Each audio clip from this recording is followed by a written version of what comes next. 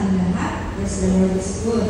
Nagpapasalamat ako sa Panginoon dahil ito po ako ngayon sa harapan ninyo lahat para umawit at magbigay ng pagpuli sa ating Diyos na buhay.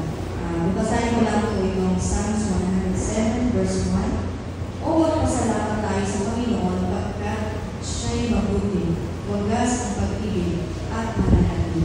Kaya sa awit po nito ay pagkakot ko sa kaputihan ng Panginoon kung paano ng bawat isa po sa atin ay binago ng Panginoon sa inyo mabuti sa ating mga buhay. Kaya nais ko pong papurihan ang ating Panginoon Jesus. Kapag tunay nga na sa bawat araw tayo kanyang sinasamahan, natin siya nariyan sa